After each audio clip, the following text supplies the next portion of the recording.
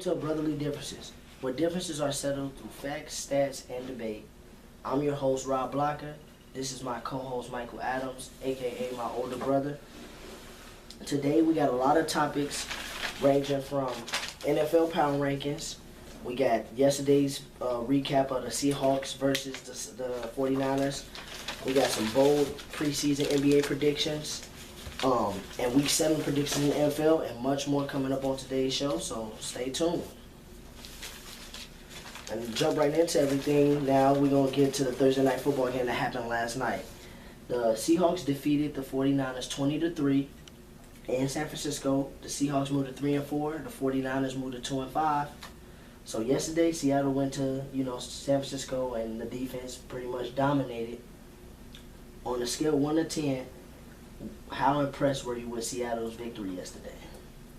I wasn't really impressed with it. I'll have to give it a 4, just because I knew they was going to go in and beat San Francisco. That's really nothing special. But I will say this: Seattle, I think that win will get their confidence up, and I think they will be in the playoffs this year, a wild card or something.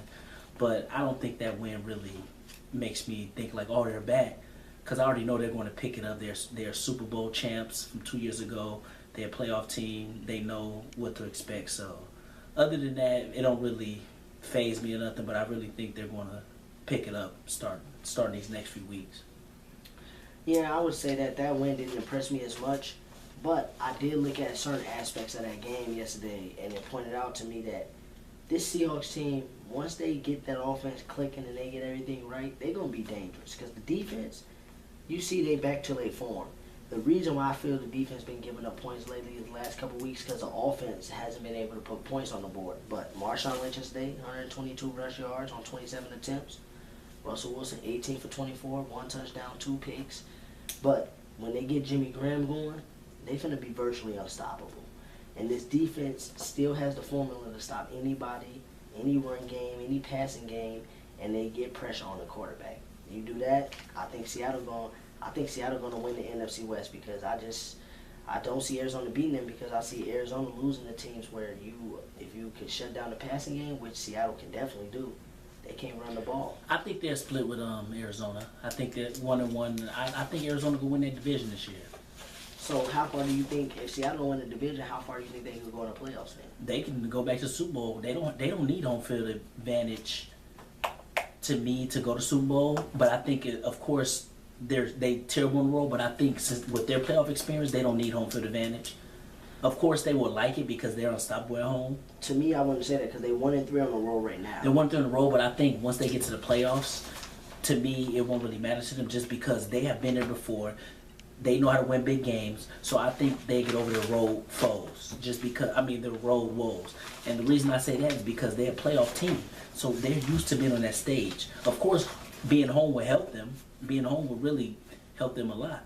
But I'm saying I think they can win on the road. They can win 3 games on the road, just because, like you said, if their defense get going, nobody will beat them. Well, maybe the Packers. I think the closest team, I think the best matchup for them is Carolina, because Carolina got a similar style defense. They run the ball just the way, and I think Cam Newton is. Carolina just beat them, but I think really. And you look at all the games Carolina played them in the last 3 seasons, they haven't been blowouts. They be going down like 16-10. Yeah. That pick Camp Chancellor got last year made it 23-10, but that was 16-10 for the longest. Carolina play them best out of any NFC team. The Packers is taking that next step. Packers beat them this year, but like you said, the Panthers played them the best of any team. And people forget that the Packers beat them this year, but going into the fourth quarter of that game, Seattle was winning in the fourth quarter. That's what I'm saying. You make a good point that Panthers are probably the best team that plays against the Seahawks. Even though they do suck on the road, but I think when it comes playoff time, I just don't think it matters to teams who've been there before. I just don't think the home and away matters to teams like that. So that's why I say they can win on the road in the playoffs. Well, I agree. I'm not saying they can't win on the road. I think they are favored in the NFC. I just think that going into like a Dallas, or going into Green Bay would be tough, or Green Bay when it's cold out, I think Green Bay would actually be good for them, because the defense does. Then Rodgers ain't gonna be able to throw the ball like that in the cold. So a defense can travel in the cold. I think Green Bay, if they had to play Green Bay, that would almost be an advantage to Seattle to me, because of the defense. Defense like cold weather, where offenses really don't. Yeah. So I think that if they went to, like I said, Carolina, or I mean, you don't even want to give a team like the Falcons home field in that dome. If they win the South and they get home field, Julio Jones and them, that could be a different type of game. Yeah. So what I'm saying is, I think Seattle could. They do got the formula to win on the road, but to me, it all depends on when they play on the road. Yeah, the Seahawks haven't been good on the road in the past few years. Home has been their bread and butter, but I think once playoff time comes, a team like them just turn it on. But I do think yesterday's win got them going in the right track. Yeah, I think it got them going in the right track. You saw the receivers getting involved and all that, so I think they're gonna be looking good. Let's move on to the next topic though. ESPN brought out their Week 7 power rankings, and Seattle's not in the top 5, of course, because they 3 and 4. But the top 5 of ESPN's power rankings going into Week 7 is New England 1, Green Bay 2, number 3 was Denver, number 4 was Arizona, and number 5 was Cincinnati. Do you agree with ESPN rankings, and who's in your top 5? I do not agree with their rankings. I agree. That's a shock. I have the teams. My team. I have most of my teams that's in theirs is in mine also, but they should not have Arizona in the top 5. Just because after losing to Pittsburgh without Bill Roethlisberger, kind of dropped Arizona a little bit. But my top 5, I have Patriots at number 1. They've been number 1 the whole year. I actually have Cincinnati passing Green Bay. Just for now, I have Cincinnati passing Green Bay. I have Green Bay at 3, Carolina at 4, and Denver at 5. I will give you my reasons why, but let me hear yours before I get started on that. Well, my top 5 ain't that much different. I got the Pats at 1, the Bengals at 2, the Packers at 3, the Broncos at 4, and the Panthers at 5. And it's just funny to me that now the Panthers are 4 to you. The hypocrisy of you comes out always.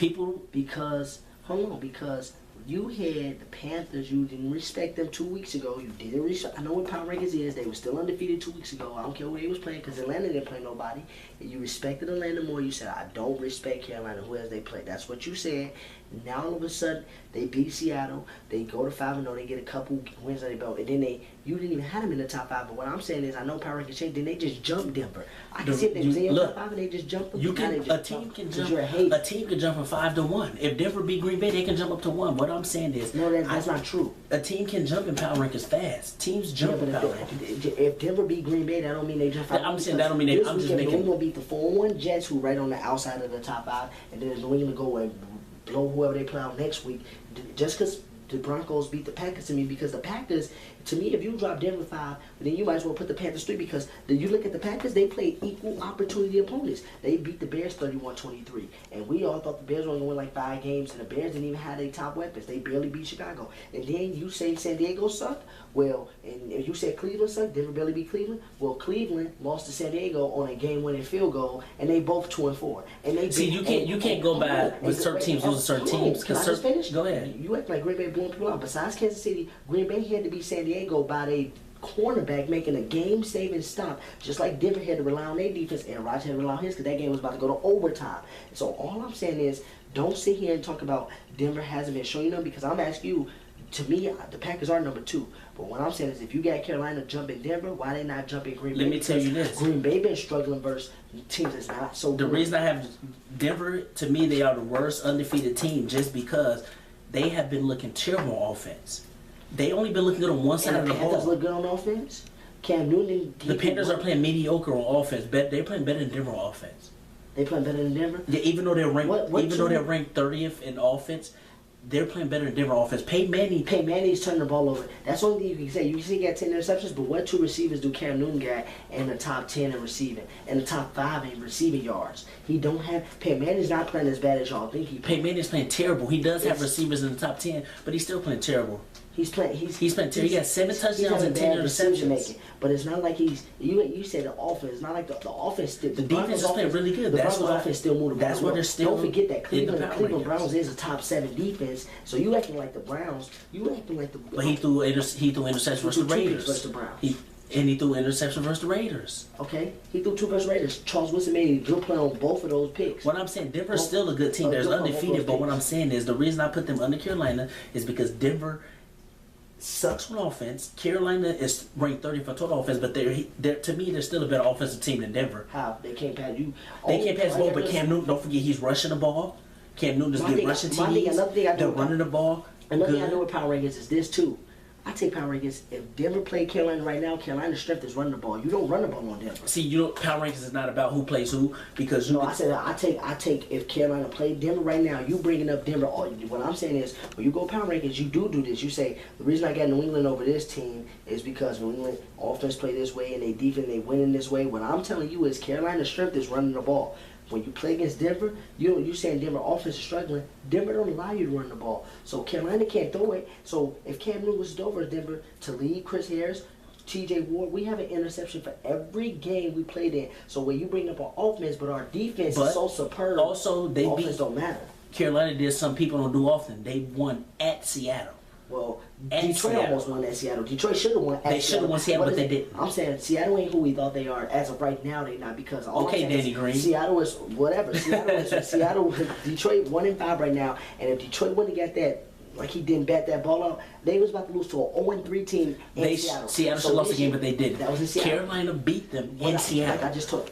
They haven't lost more than 5 games in Seattle in the past 3 seasons. So said, that's why I put them ahead of Denver. If we talk about vintage Seattle in the past, then I say that winning in Seattle is something to be. But now winning in Seattle, it don't seem like it's that hard to do anymore. See, and power rankings are overrated. People look at them too much. Green Bay could possibly beat all these teams. I'm just saying Green Bay could probably beat all these teams in the power rankings. Beat each other. I'm saying all these teams could beat all these teams. Denver could beat all these teams, and Green Bay could beat all they're all teams. undefeated, so they're all at the same spot. But power rankings, people overrated too much. That's just what we think and stuff, and what ESPN think. Like I said, New England's number 1 because they have been showing they are Super Bowl champs to me. They haven't lost yet, and they've been blowing out all the competition. No matter who they're playing, they've just been blowing out people. They won by 7 last week. They won by 7 last week. They won by 7. They won by 7 versus Steelers, but that was a blowout because Steelers was scoring at the end of the game. And then they scored a touchdown in the game, but that game wasn't a blowout. It was 28-14, and the Steelers. They was blowing out Buffalo, and Buffalo came back at the end of the game. But that just showed me that the Patriots don't know how to close games because the Colts came back, Buffalo came back. You can't say, I understand what you're saying, they was controlling Buffalo, and I give them credit for that. But Cincinnati went up to Buffalo, and they controlled Buffalo, and they ended. But New England's been showing that right now, New England has been beat, and they have been showing that they're the best team. New England's been showing they're the best team just because New England is number 1, but they haven't had a scare yet. New England hasn't had a scare to beat. This Sunday is going to be their first test versus the Jets. The Jets may beat them this week. The Cowboys. The Jets may beat. I'm not saying they will, but the Jets may beat them. They're going to lose. The Jets. But New England hasn't had a scare. They've been playing in front the whole season. They haven't played from behind. Last week versus the Colts, they was behind. They was behind, but they had control of that game. They was behind, but what I mean is they haven't had to have comeback wins. They haven't had scares like that. Oh, they haven't? A lot of teams haven't had scares. Cincinnati really hasn't had a scare besides the Seattle game. They get number 2 for me because what they did up in Buffalo, even with that bum E.J. Manuel at quarterback, Buffalo has a top defense, and Andy Dalton, what he doing, I'm not going to even lie. He's having a great season. Marvin Jones is killing. Don't agree with me. Marvin Jones is killing. I'm not biased. I just speak the truth. The truth is, what I'm saying, fans, y'all need to start calling this man out. He is a hypocrite, and I'm telling y'all, Facebook, he's a hypocrite because let's get on that really quick. 3 weeks ago, the Panthers was not in his top 5, and he was saying this. He was saying Atlanta's going to win the South. Atlanta's going to win the South. I don't trust the Panthers. Who do they have? They don't have anybody. Julio Jones going to kill them. I never said Atlanta's going to win the South. I have never said that. You said that. I've never said this season Atlanta's going to win the South. I said I thought Atlanta was better at week 3 or week 4. I thought Atlanta was better than Carolina at the time. Dude, Atlanta showed me that they're not ready to get over that hump. They lost to New Orleans. I said, this is what I told you. I remember the argument. I said the reason why I put the Panthers before Atlanta because last year they was both 7-8. Atlanta was 8-7, and they went to the last game of the season. This is why it was in Atlanta, and Atlanta got blown out by Carolina, like blown out. Look it up. You talking about last season? Week 17. I don't care about that. We're talking about this season. What I'm saying Power rankings at the time. Can I finish? What I'm saying is the reason why I'm bringing that up, that is relevant to this. Because what I'm saying is it's a new season. That's irrelevant. When they play each other, what I've seen from Atlanta so far, even before they lost. I'm saying Atlanta hasn't been good in the past 2 years, so you can't say that. They almost made the playoffs last year. They lost because their division sucked. I'm saying because their division sucked. But what I'm saying is this year, what I'm telling you is that carried over to me. They got the same team besides 2 rookie running backs. What I'm telling you is that 5-0 to me, they haven't met the Panthers. Let me explain. Okay. All right, you're done talking yet. Stop. Let me explain. At the time, I thought Atlanta was better. Power rankings go week from week. It doesn't go who you think is going to be better in a few weeks. We can't go by that. None of these teams might not be here in 10 weeks. I'm not saying they won't, but I'm saying power rankings go from week to week, At the time, Atlanta was playing better than Carolina to me. The offense was rolling. Because they was beating the Redskins, they was beating the Eagles. But I'm saying Carolina, before they beat Seattle, they wasn't beat too many great teams either. They beat Tampa Bay. They did what they were supposed to. They were blowing teams out. But I'm saying, who has Atlanta? Who has Carolina beat? Atlanta had to beat Washington. Kirk Cousins. I'm saying they beat Washington too. So I'm saying you've been hypocrite. What I'm telling you is this. Listen, Atlanta had to beat Kirk Cousins off. I'm just going to look up who's Atlanta's playing really fast. Yeah, Atlanta had to beat. I mean, who's Carolina's playing? Atlanta had to beat. Let's look at Atlanta. Atlanta could easily be 2-3. They had to beat Redskins with a pick 6 in overtime. My God. Then they barely beat the Eagles 26-24, and we all know what the Eagles show themselves. We'll see what Carolina do to the Eagles this Monday night, this Sunday night on Sunday Night Football. Down in Carolina. At the time, the week that I thought Atlanta was better. At the time, Atlanta was better. At the beginning of the season, was better than Carolina. They haven't been better than them all season. But Carolina is proving that they're better. They're both 5-0, but at the time, I thought they was probably playing a little bit better. But to me, Carolina's schedule hasn't been that hard either. If you want to get on Atlanta, they played at Jacksonville. They beat the Texans. They beat the Saints. That's a good win but that Drew Brees didn't play that game. They beat Tampa Bay, and I'm saying they had a bye week, and that's one of the reasons I put Atlanta ahead of them, because they had that bye week too. So they was 4-0, Atlanta was 5-0, and their schedule was not that hard. That's why I didn't put Carolina in there. So I'm saying you getting on Atlanta's schedule, their schedule's not that hard. It's not that hard, but what I'm saying is, because listen, they was winning games the way they're supposed to win. They blew Tampa Bay out. They handled Jacksonville to score more than 10. They handled Houston. Go to Atlanta games. Atlanta's had close games all season. Close games. Yeah, they had close games versus Washington. They blew out the Cowboys. Close game versus Washington. They beat the Cowboys. They beat the Cowboys 39-28. Without Deshaun Jackson. They beat the Cowboys second string. They were down 28-14. I guarantee you, the Cowboys won't put up no 28 points on Carolina. That's why I say I see stuff. What I'm saying is they beat who the Falcons just beat in week 1? Who they beat again? I mean, they beat the Giants. They came back from behind. They came back in the fourth quarter again. But I'm saying Eli did something dumb in that game. What I'm telling you is they had to come back in 3 games in the fourth. What I'm saying is their schedules was some similar. They wasn't playing that good of teams, and they had the bye week, so that's why I put Atlanta up there at that time. But now Atlanta's goes down after losing at New Orleans, and then they won at Seattle, so that gives them a jump over Denver. So basically, right now, Mike Power Rankings, he got Denver 5th because he's a hater, and the Panthers jumped them after he didn't respect them. So no, that bye week kind of took them out just because I thought Atlanta was playing better at 5-0 when they was 4-0, because neither schedule was even hard, and Denver's offense is playing so bad. That's good. But we're going to take commercial. When we come back, we're going to talk about the best team. Well, we kind of talked about that. We're going to change topics. We're going to talk about Tristian Thompson's 5-year, $82 million contract. Does he deserve that? We'll be right back.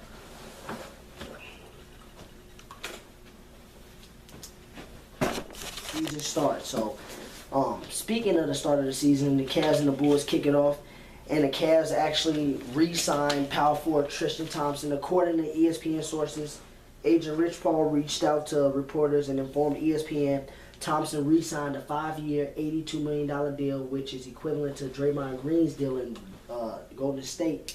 5 years, $82 million, $16.4 million a year, and all the money is guaranteed with no player or team options.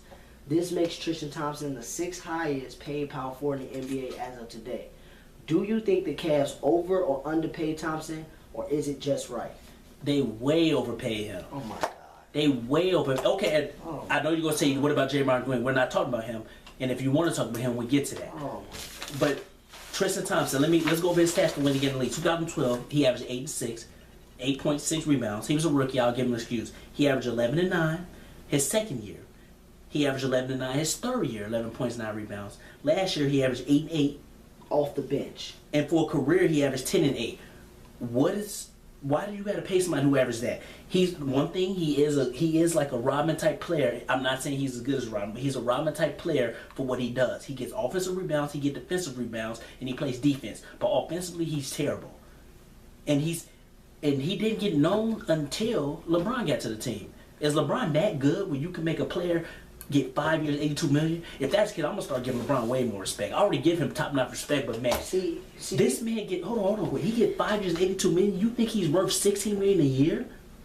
Yeah, not many power forwards could do what he could do. And I'm about to explain it to you. I'm saying, wait, where's Cleveland getting all this money from? They paid Kyrie 5 year $90 million, Kevin Love 5 year $110 million, LeBron's getting what, 2 years 44? Where's Cass getting all this money? Dan Gilbert has been setting himself up for future stuff like this. That's Laker type money. The Cleveland is about how you spend your money. But go ahead. Let me hear why you think he deserves this. Before you ran about Tristian Thompson's stats, because you're a stat person, I told my two roommates, Leo and Joe, last year, when LeBron last year, he's valuable. He is valuable. I told them Tristian Thompson was. I told Joe laughed at me when I said I think Tristian Thompson can lock up a player like Dirk. Before LeBron made Tristian Thompson, like you said, made him, Joe laughed at me. A friend of mine, a college roommate, laughed at me for saying that. Tristian Thompson is undervalued. Tristian Thompson, he should have got paid that money because he does everything that most power forwards in today's game don't do. He rebounds, and what I'm saying is this. Hold on. What I'm saying is the Cavs, Tristian Thompson was a huge reason why they almost beat the Warriors. If Steve Kerr wasn't such a good thinking coach and changed that lineup and left Andrew Bogut in there with Draymond Green, this is how you know a player's a game changer. When you can't score, you can't score with your back to the basket, but yet when you on defense, you have people on offense face guarding you so you don't get the rebound. Andrew Bogut said in the interview, we could pull up the interview, they said that they was literally having to try different ways to box him out. Like they literally was facing him to find him to try to box him out. Like facing him. So what I'm saying to you is not many power forwards do that. All power forwards want to shoot.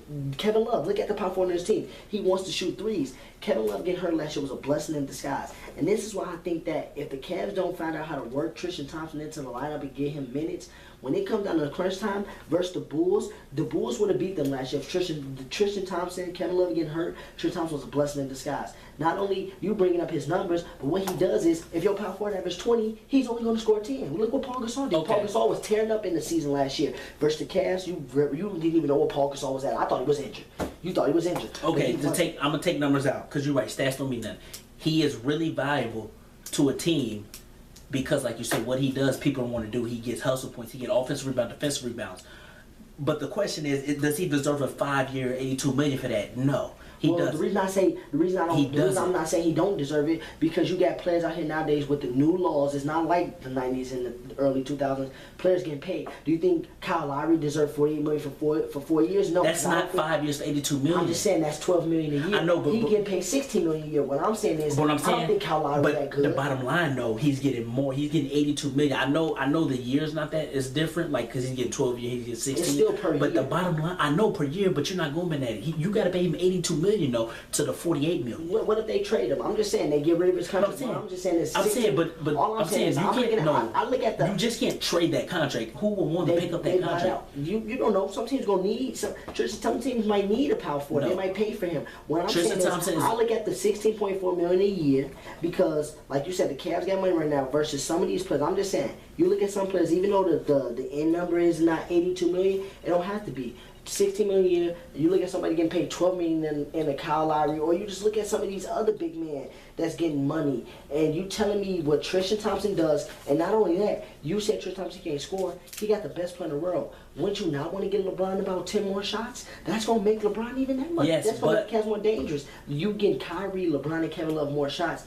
That in itself is $80 million worth. Okay, so if Tristian Thompson got paid, why did Draymond Green get paid? Because Draymond Green, to me, Draymond Green don't deserve that contract. But he's better than Tristian Thompson to me. How? He's better than Tristian Thompson because he can score better. And his defense is just as good. He doesn't rebound better. But Draymond Green was top 3 in defense play of the year. Draymond Green can shoot the 3. Draymond Green is better than Tristian Thompson. To me, Draymond Green's not better. To me, Tristan Thompson can rebound better, and that's it. To me, Tristian Thompson can play traditionally down low. Draymond Green, to me, he can't guard a post player. Now, Draymond Green, yes, he can. Draymond Green is good at guarding players like a heavier set 3 that's not as mobile and fast, like a Luol Deng or something. But last year, Draymond Green was getting cooked in the playoffs versus the Cavs in the post. I'm agreeing with you. Draymond Green's not. I just say he's not worth that money, but I think he's better than Tristian Thompson when it comes because he shoot threes. And he's offensively better too. He put the ball on the floor. He could throw up that floater.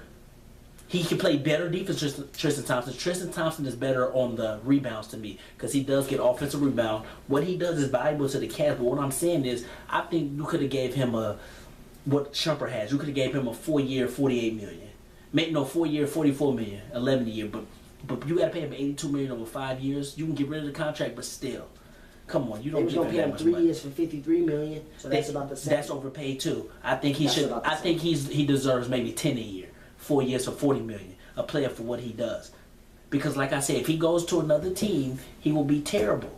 You didn't know about him until LeBron got here. He was a top 5 pick. Yeah, people didn't hear. I knew about him because people thought he was a bust, including me. People thought he was a bust until LeBron got there. You just read off his numbers. He's always been up there in rebounds, so you couldn't possibly. Don't act like his rebounds be up there. He's a good rebounder, but his rebound, he don't be averaging 15 to 16 rebounds a game. Nobody really does that in the league now. Kevin Love averaged 26 and 14. The year he got, he's a stat the year before. Kevin Love don't play any defense. What I'm saying is Kevin Love averaged 26 and 14. What does the opposing power forward do? Just bring those stats up. When he played against the Blake Griffins of the world, when he played against the Paul Gasols of the world, we brought that up in analytics. What I'm saying is, don't act like he's just he does get rebounds. Don't act like he's a rebound machine like Moses Malone when he averaged like. To me, Tristian Thompson's a better. He's not a Ben Wallace because Ben Wallace averaged like 14, 13 rebounds a season. He hasn't averaged 10 rebounds in his career. Offensive rebounds in the playoffs last year. Yes, he did. Dennis Rodman, that's second most to Dennis Rodman's 8 offensive rebounds. Don't compare him to Dennis Rodman. Don't forget, Dennis Rodman was averaging 17, 18 rebounds in the season. I said offensive rebounds. Dennis Rodman averaged 8. Tristian Thompson averaged 5 last postseason. And he didn't get that much pub because and you gotta forget this dude is coming off of the bench. Say if he get 48 minutes, or 40-some minutes, he might average 13, 14 See, when people rebounds. say stuff like that, you understand. Some players would play worse, get more minutes because they would get tired. No, they would get tired. Well, when he played more minutes, Mike, last year at halftime in the finals at one game, he had 11 rebounds at halftime. To me, it takes a great player to play all the minutes because you get drained during the season. You don't understand that. Just why was it look it up. Tristian Thompson in the finals at halftime, he had like 8, 9, 11 rebounds at halftime in games when he was starting. Yes, I said he's valuable to the Cavs, but like I said, you can replace him with Verjao. He's not worth 5 years, 82 million. He's getting James Harden type money. He's getting superstar type money. Verjao started. This dude averaged 8 rebounds off the bench. What I'm saying is, did Verjao even average that? What I'm saying is, Tristian Thompson's getting superstar type money. That's superstar contract type money. He don't deserve that. He deserves a little small contract. Not that it's not even small. 4 years, $40 million. Because for what he do is valuable to the team. I'm not taking that away from him, but he's not worth superstar type money. 5 years for $82 million is a lot of money for a player of his caliber. That's not superstar money. Superstar money is in 100 mils to me with Melo getting paid. That's a superstar. No, LeBron's superstar money, and he's only getting 44. He's getting two years for like 44 million. That's different. That's because he signed short deals. But Kyrie getting. But I'm saying just because you're getting 100 million, I mean that's superstar.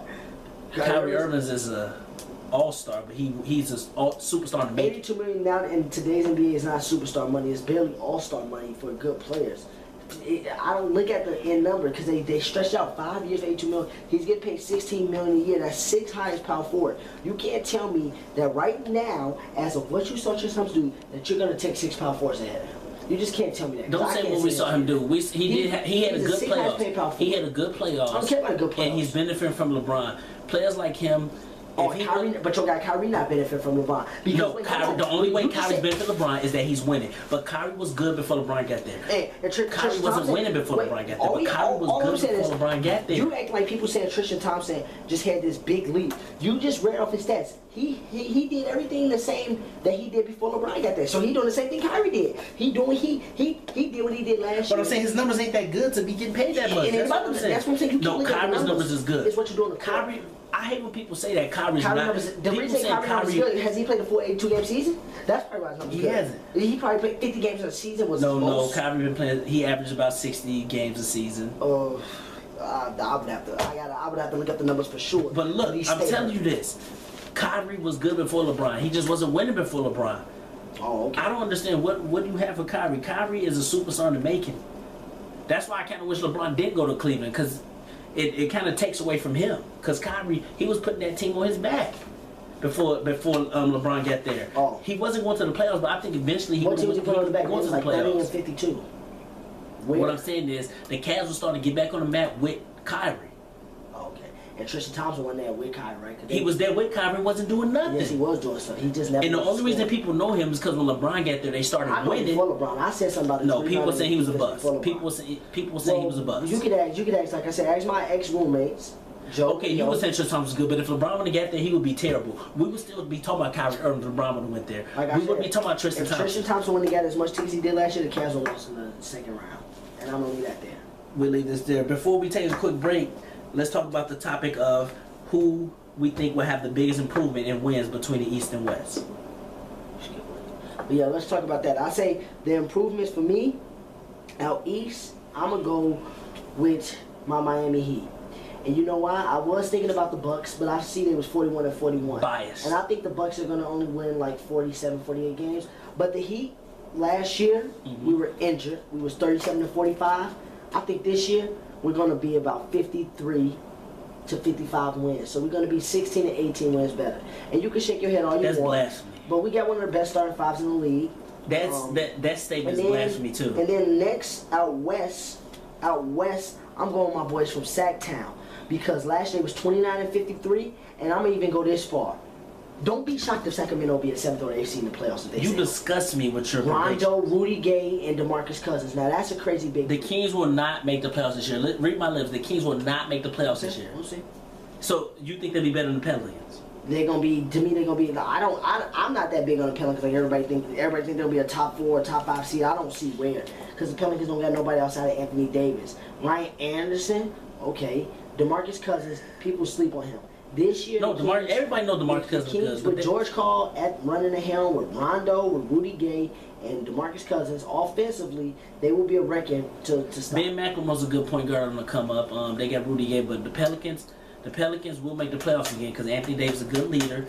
They kind of getting behind with the injuries. Tyreek Evans out 6 to 8 weeks. My thing is, who is your most impressed team? My most impressed teams. Well, you said who will improve the most. At first, I had the Knicks because they only won 17 games, and I think they'll win 40 this year. But to me, I would go to a team, the Indiana Pacers. They were 30-44. I think they will be in the playoffs this year. They will improve to about 48-34. I think the Pacers are the team that will, even though they lost people. Paul George is back, and I really think they will. And in the West, you know I have to go with the Thunder. The Thunder was 45-37. The Thunder's going to win 60 games this year. They're going to be 60-22. So that's a 15-game improvement. But I guess people probably like, why are you picking the Thunder? Because we know that. Because we know they're going to improve when they get their horses back. My thing is, these teams had their horses last year. I think the Kings are going to improve because, like I said, they up and coming. So you're saying the Kings will improve? Last year, before DeMarcus Cousins went out with meningitis, them and the Pelicans was neck and neck. Then he missed like 3 weeks with meningitis. So I have no other teams. To me, the West is really going to be the same. It's going to be Warriors, Rockets, Clippers, Memphis, Thunder, Spurs, and Pelicans. Because I think the Thunder's going to take the Maverick spot, and then Portland's going to get taken out. Actually, your Kings might make the playoffs because Portland's not making it. Oh, now you want to agree with me? No, because I'm looking at the West teams right now. Yeah, and the Thunder's going to take over them. No, the Thunder's going to take Portland. The Mavericks going to make the playoffs this year. I don't know. We'll see. I think Boogie gonna be an MVP candidate as well. Like y'all don't know Boogie. Like Boogie's not going to be an MVP candidate at all. Okay. We'll see. We'll leave it at that. The next topic before we go to take a short break here. Dwayne Wade sat down with with ESPN Stephen A. Smith, and Stephen A. was kind of talking to him about the upcoming year and some of the struggles they had last year. One main question he asked him was, do you think Wade and the Heat can be a force in the East? And he asked him, how does LBJ know that Miami's coming for them, or do he even think that Miami's on the radar? So, and Dwayne Wade said he knows we're coming for them. You know, everybody coming for them. They was a conference champs. He kind of played it off. My question to the fans or to you would be, do you think Wade and the Heat can be a force in the East? And if so, are they a threat to the last year's top 3, Cleveland, Chicago, or Atlanta? I'm even mad I'm talking about this topic. I know you're a Heat fan, a Dwayne Wade fan. Dwayne Wade's a beast. But nobody's worried about Miami. LeBron's gone. Like I said, the Cavs, the Bulls, and I'll even say your Wizards. The Cavs and the Bulls are going to be in the East Conference Finals. If it's not the Bulls, it's going to be your Wizards. I would say your Wizards. The Heat has no room. they're not even better than the Raptors to me. So I don't even know why Stephen A. talking about this. Dwayne Wade is he's a great player. Chris Bosh is a great player. But the Heat, nobody's worried about them. Because we know Cleveland is the team to beat. They have the best player in the world, Kyrie Irving, Kevin Love, and Tristian Thompson, like you say. So I'm not worried about the Heat just because they're not going to make no noise. So the Heat play the Cavs next day, second game of the season don't matter. But you know me with the season, I know who's going to be there in the end. So that's why the season, if they do beat them, they beat them. Who's going to be there in the end, because my thing is, if you knew who's going to be there in the end, the Heat is going to be a top team in the East because we got one of the best starting fives. We got Whiteside and Bosh, who really didn't play together last year. Whiteside had triple doubles with blocks, rebounds, and points. First played through that is Shaq.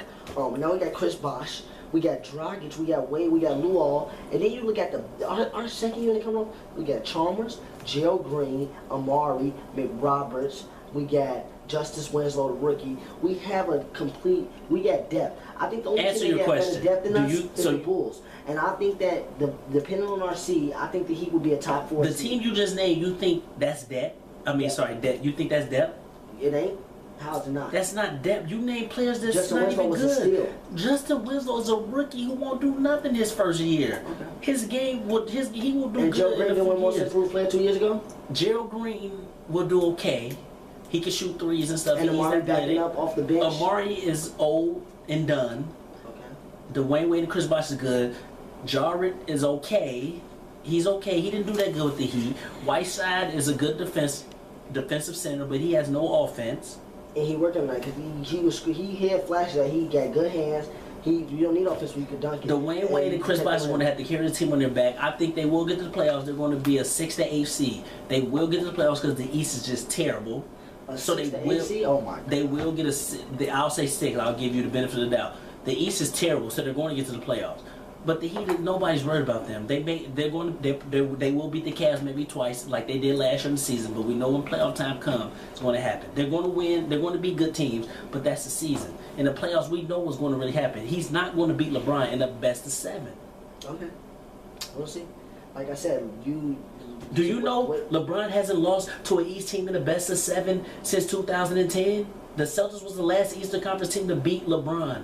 Oh, that's good that you found out a stat because he went to 5 straight finals. Let's give you a hand for that. I'm not trying to just make up. I'm saying he hasn't lost to an East team since 2010, and I don't think he's trying to do it. I don't think he's going to do it anytime soon. 2013, he played with Miami, but now Pat Riley has built a formula on how he knows how to beat LeBron. When you don't let LeBron attack the rim like that, you can beat him. And what's the way to stop? The only team Whiteside that can beat the Cavs is the Bulls because Rose will match Kyrie. You have Gasol that will match Love. Nobody will match LeBron, but you taken LeBron's 2 best players out. They did beat the Bulls last year. LeBron didn't have a lot of help, but I don't think he would not beat the Bulls again without Love and Kyrie. He would need them. Wade matches up with Jimmy Butler. Dragic matches up with Kyrie. Don't even compare the Heat and the Bulls. The Bulls will sweep the Heat in the playoffs. We'll see. We shall see. But we're going to take a quick break. When we get back, we're going to go over our Week 7 predictions. I'm actually excited. Sunday, a few teams on bye weeks. Denver, Green Bay, to name a few of the undefeated. Chicago. So a few teams on bye weeks this week. We're just going to go down the row of the games. So far during the season, Mike is 64-27 through 91 games, and Rod is 57-34. Actually, we have an updated record because yesterday. So Mike is 65-27, and Rod is now 58-34. So through 92 games, through 6 weeks and 1 game of Week 7, those are the records: 65-27, 58-34. You got 7 games to catch up to. So let's go down the line. Buffalo and Jacksonville, Mike. What's the score you taking? I got Buffalo 27-16. I also got Buffalo 31-10. I just don't see Jacksonville, even over in London, being able to take that trip and being competitive. Washington versus Tampa. What do you got there? I actually have Washington beating them 24-13. Actually, I mean that's Washington's at home. I got Washington winning 30-26. Deshaun Jackson looked like he'll be a go. So I think that's going to be an easy win. What about Atlanta and Tennessee? I have Atlanta winning that big 38-17. I actually don't have it that big because as we saw, Tennessee actually is the top 3 defense in the league. They offense just as inconsistent, but I got Atlanta winning that game 24-20 because outside the dome, Atlanta's kind of vulnerable. Next, we got Mike's golden boy, his Super Bowl pick, who hasn't won a game outside the AFC South, by the way. New Orleans at Indy. That pick may come back to hump me. It look like he might go to Super Bowl, but you never know. They get hot again. But I have Indy beat New Orleans 34-31, unlike Peyton Manning did in 2010. Well, last time we played New Orleans in the season with Peyton Manning, it was a Thursday night special game. They actually won 41-10 in Indianapolis. Just to throw that out there. But what happened to the Super Bowl? Just to throw that out there. We already know. But I picked the Colts to win that game. Similar score, 34-33. I think it's going to be a nice little shootout. I think at the end, somehow, some way, Drew Brees just found a way to, with his lack of consistency, he found a way to get a Colts the game, or Andrew Luck probably going to carve that defense up. Next game, this is a good game for you. It's NFC division foe, NFC North division foes going at it. Minnesota at Detroit. This would be a big one for Detroit to win, because then they get Chicago and Minnesota for second place next week. I have Minnesota winning at 17-14, and everybody been getting me by my picks. Really quick, the only reason I'm picking Minnesota because Detroit won't play like that 2 weeks in a row, and also Minnesota defense plays good against Detroit, unlike the Bears. The Bears haven't played good against Detroit these past few years, so that's why I picked Detroit over Chicago last week. But I got Vikings 17-14. I got Vikings 20-10, just because Detroit, to me, they should be 0-6 right now.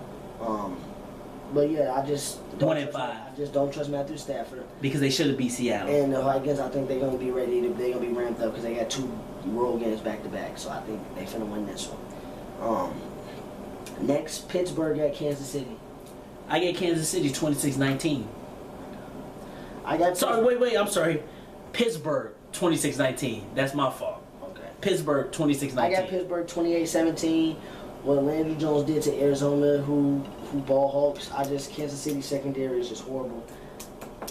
Yeah, I think Vic played himself out of a starting job now. Have we been picking the same games? I don't think it's a game different. I think it's Pitt over KC. Next, Cleveland at St. Louis. St. Louis 20-14. I also got St. Louis winning this one 30-27. Cleveland struggle on the road.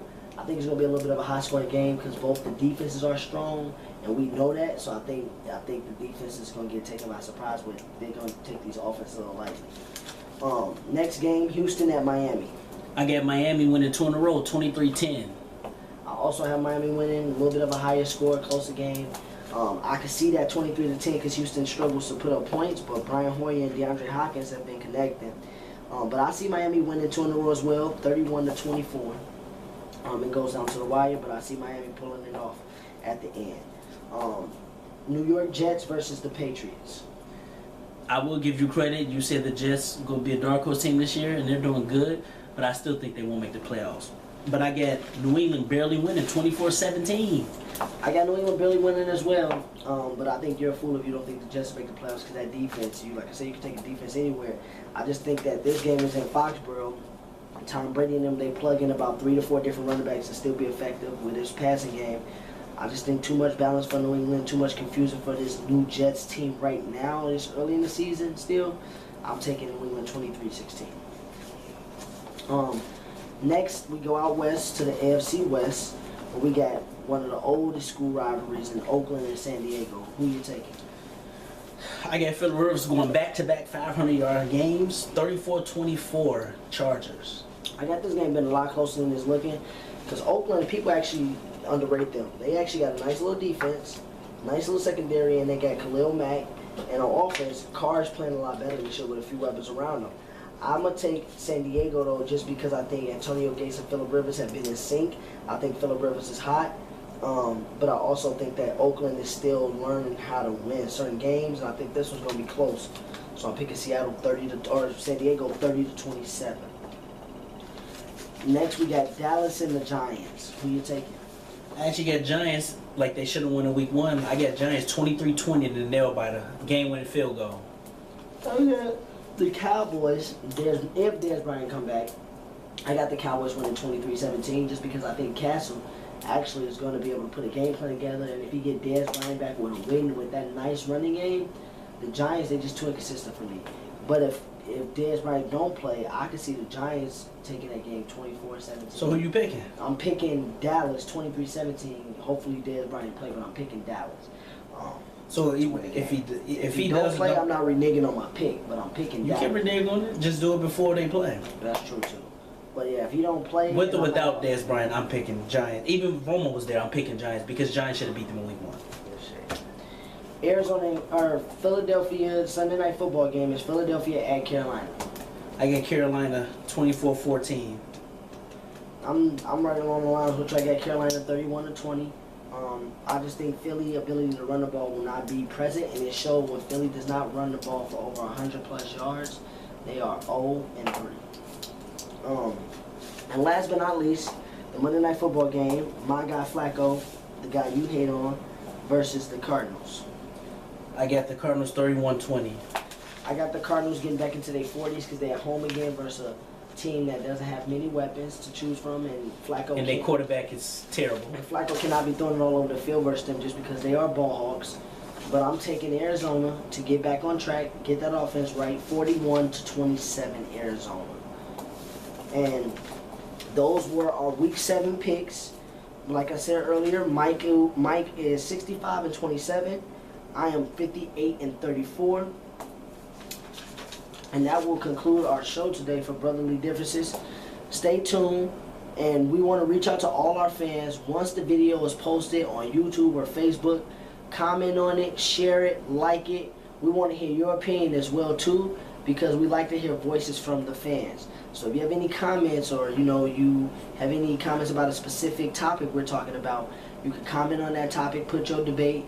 We can have debates going on social media. Tell us how you feel, as well as we also will be taking applications for guests to come on the show.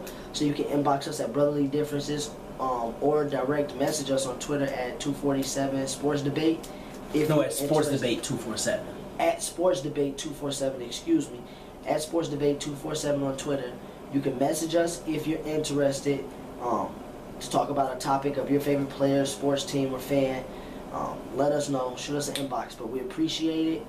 View the show. Let us know. Give us feedback. I actually want to say one thing also. Subscribe to our channel, please, because we will put more videos up.